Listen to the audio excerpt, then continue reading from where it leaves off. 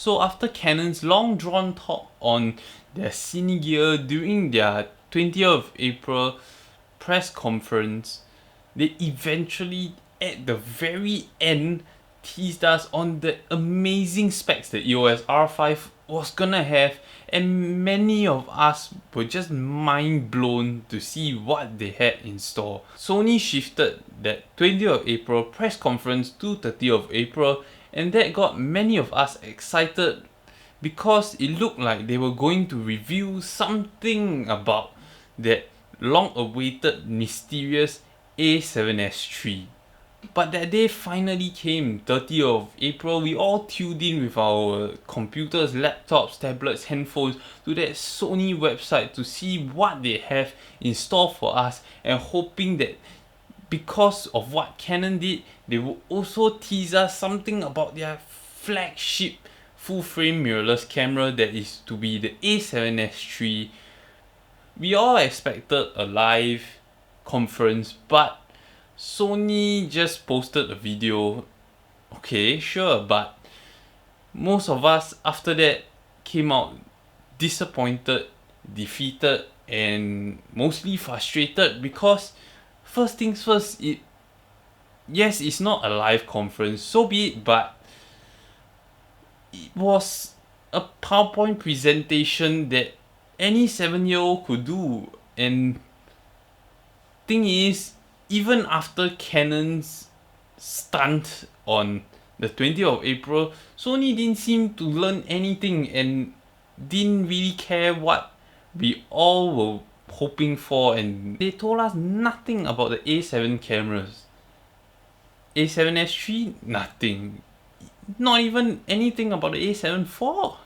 So like all Sony shooters out there right now who are wondering, after spending so much money into these Sony gear that we have right now, especially to the videographers, what is Sony doing, and why haven't they told us anything about the A7S II successor? What should we expect from Sony for the coming months or the next few years ahead? So firstly, a history lesson.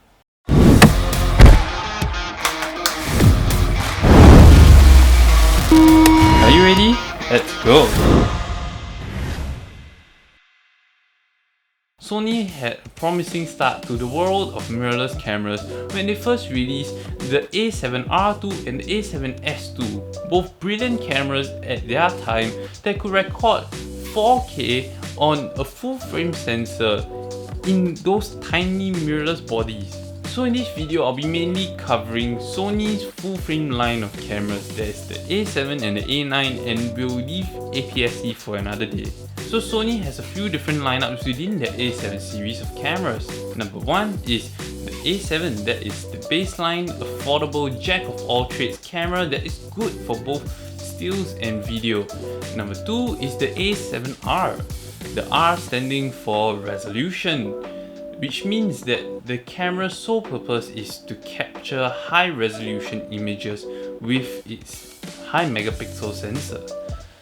Number 3 is the A7S, S standing for sensitivity master. The main focus of this line is the sensitivity range and noise control. So with the A7S series of cameras, you'll notice less image noise, which means better high ISO performance in low light situations. Despite having crappy ergonomics and battery life and that single UHS-1 card slot and their cameras just locking up when it's clearing the buffer, Sony seems to have a bright future ahead. The release of the A7S II gave Sony a big name and reputation with their crazy low light capabilities, and the A7S II was even crowned the low light king, or the camera that could see in the dark. After the A7R II and the A7S II, Sony showed us the A9 in May 2017. This revolutionized many things for us Sony shooters and the camera industry.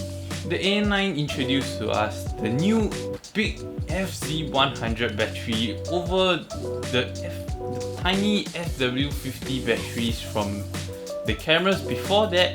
It also introduced a silent shutter, and 20 FPS for all the sports photographers, blowing out the Nikon D5 and the 1DX Mark II of its time. It also introduced to us zero viewfinder blackout, which means you could see the action real time, and it also introduced to us dual card slots on a Sony mirrorless body. Then came the Sony a7R III, which I even have here right now. Though the same 42 megapixel sensor as the a7R II before it, the a7R III gave us the new Z-type battery, which got many people excited as it meant that this big battery was not just meant for the expensive A9 sports camera but also for the A7 series of cameras. It also featured dual card slots, 10 frames per second, mechanical and silent shutter. It had more AF points, the new joystick for moving the focus points around. It had better screen and EVF resolution. It had the better ergonomics of the A9, though you obviously can't satisfy everybody in the world. It also has similar recording capabilities to the A7S II and the A9, and the movie button was shifted from that stupid spot to right beside the viewfinder. It also introduced pixel shift shooting, which meant the camera will take multiple images while shifting the sensor, thereafter combining these photos to create a 169 megapixel image. And at that point, if you're looking to get into photography or videography and you like what Sony is doing but you just couldn't afford a crazy 20 FPS A9 or a high resolution A7R III or the video centric crazy low light king that is the A7S II, but you just cannot deal with the disappointment that's the A7 II, well, Sony gave an answer to that. And in March 2018, Sony dropped the a7 III that is meant to be an entry-level full-frame mirrorless camera. Although if you look at the specs, you could hardly call it an entry-level camera. And so the a7 III featured 693 phase detect and 425 contrast detect autofocus points, which were the same as the A9. It also had a 24.2 megapixel BSI CMOS sensor.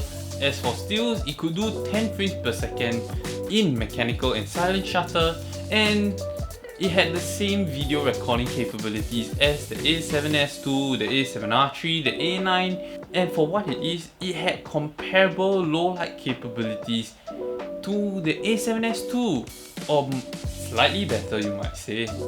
Dual card slots, bigger battery, but not a very satisfying viewfinder and screen resolution, but well, whatever.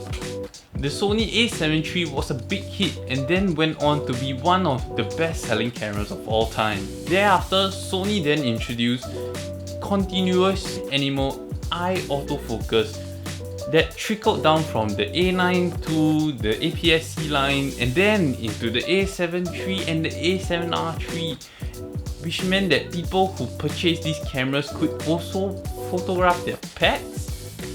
And this made the already amazing a7 III and a7R III even more brilliant.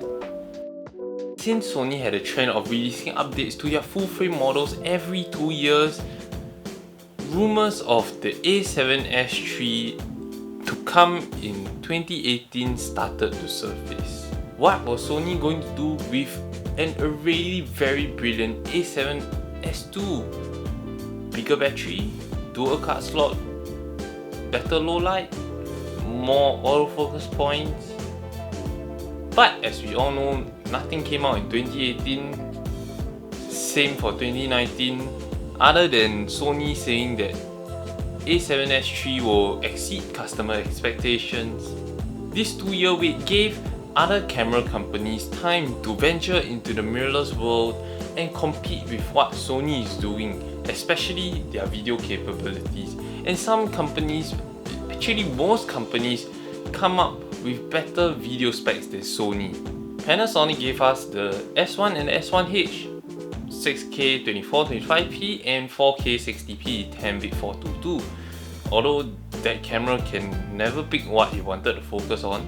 The Nikon Z6 could do whatever Sony was trying to do, but better, 10-bit 422 and an upgrade to record 4K RAW. Then Canon came with their EOS R that was overpriced and probably not as good, but sure, whatever. During that time, Sony called for 2 more press releases regarding their full-frame mirrorless cameras. Instead, Sony showed us the A7R4 and the A9 II.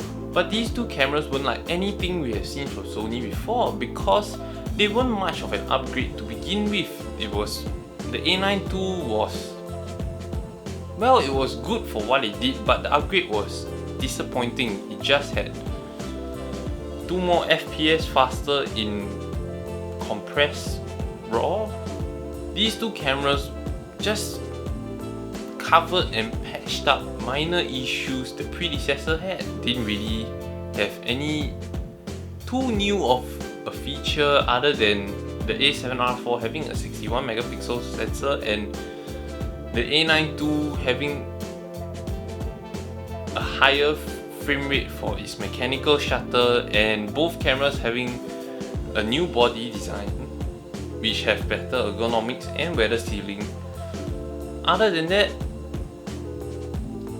there isn't much of a change. It was just to fix certain issues, and if you could live with those issues, you probably didn't need to upgrade, which probably explains why I didn't even get the A7R4 in the first place, because I don't need 61 megapixels and the A7R3 still serves me well. I'm fine with the body, I'm fine.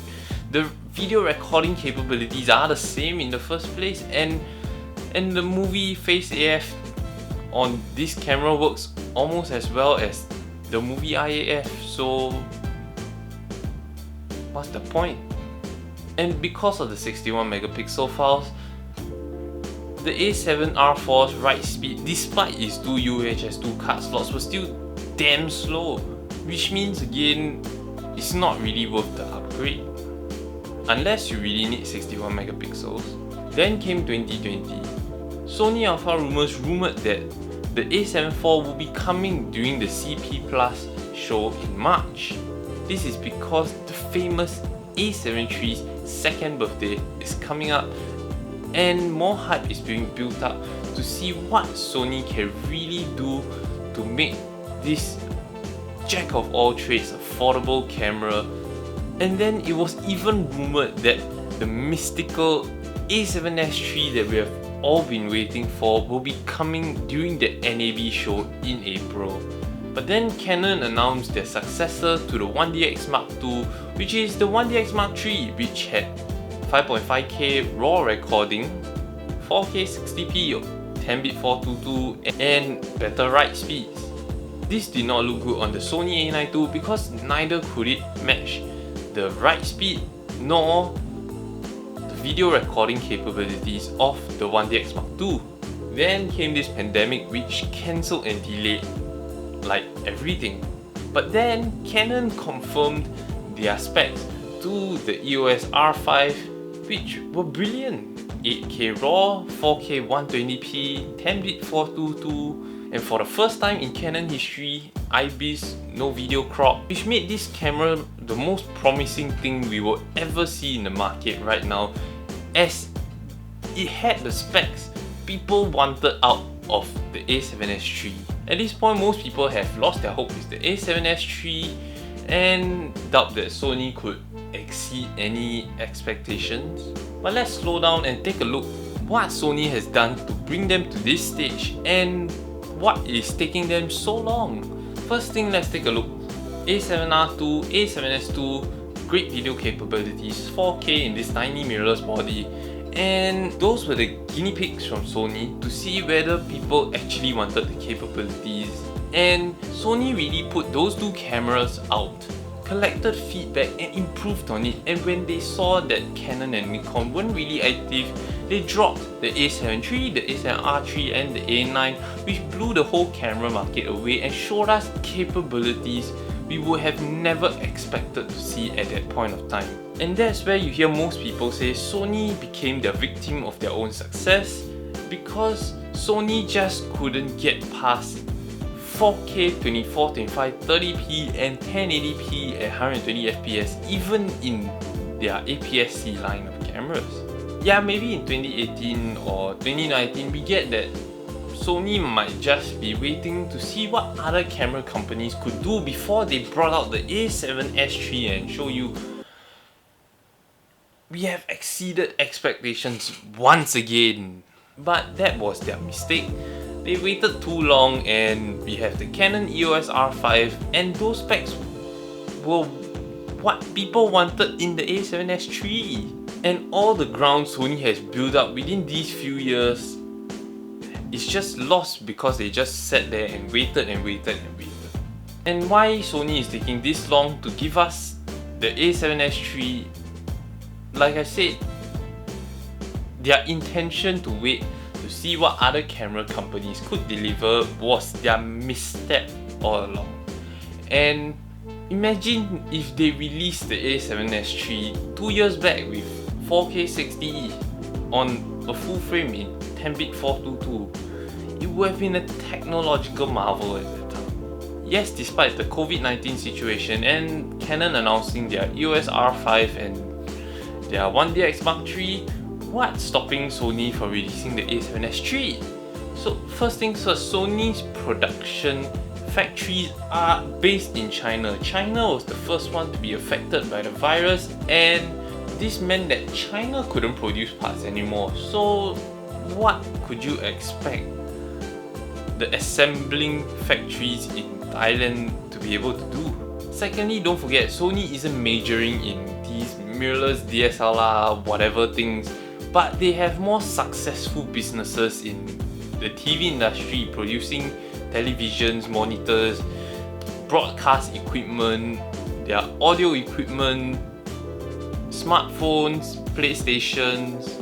Especially with the PlayStation 5 coming out, most of these limited resources have been diverted to the PlayStation 5 rather than to its cameras. And like I said before, as we all know, Sony is just dragging on the A7S III for the longest time, but who knows, the A7 IV might just be around lying somewhere but can't be announced or released because Sony might have done a good job and are just waiting for this COVID situation to end before they can call everybody in for a press release.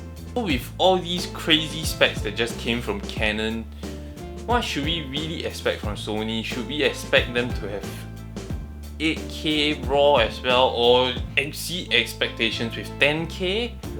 So if you took a bit of time to look at what Sony has done with the A7 series of cameras, it has never been about competing specs wise, like who's better in what specs and all, but more of giving you features that you need for an affordable price. Because if you've seen Sony's release with the A7 III, at its time it had good autofocus speeds, it had IAF and whatnot, and its only competitors in that category at the time was the much more expensive sports cameras from Canon and Nikon, the 1DX Mark II and the Nikon D5. And with the A7 III, they gave it to us as an entry-level camera at an entry-level price. And because these high-end cameras from Canon and Nikon are still DSLRs, they still tend to lose focus when something jumps in front of your subject, whereas Sony with their IAF, Face AF, whatever, can still maintain focus on your subject even if something may appear in the foreground. And if you look at that point of time, you didn't need so much money to get, for example, 4K, IBIS, reliable autofocus. And if you look at its time of release, Sony offered cameras that were the most affordable in its class and gave you what you really need. For example, some people wanted redundant recording, dual card slots. People wanted reliable AF, you have it. People wanted better batteries over the predecessors that could match up to their DSLR counterparts, you still have it. People wanted 4K recording thanks to the A7S II, you have it and it's not cropped.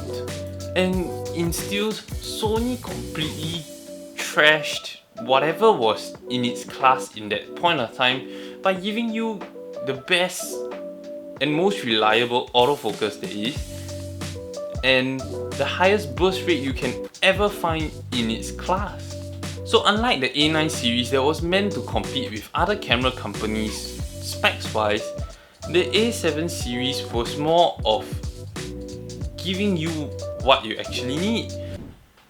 Okay, this is unusual, but future me here, what I just said was something that was 1 week ago after the announcement, but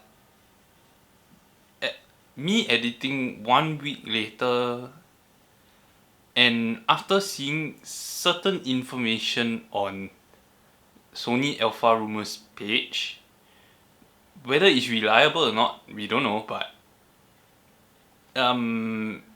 whatever I just said, that's not entirely accurate.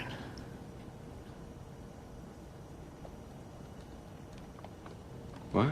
Which part? but stay tuned because I will cover this in my next video. For example, I don't expect the A7S III to even have 8K in the first place because I won't need 8K RAW, and not everybody will be willing to pay for 8K because, like I've said before, most people can already do a brilliant job with Sony's 8-bit colors. As long as you know what you're doing, 10-bit will provide enough flexibility. RAW, unless you really need it, most people won't be willing to pay for this extra capability and not use it. Even so, RAW will just make your hard disk space run out faster and you'll have to spend again more money on hard disk and probably a faster processor in your computer.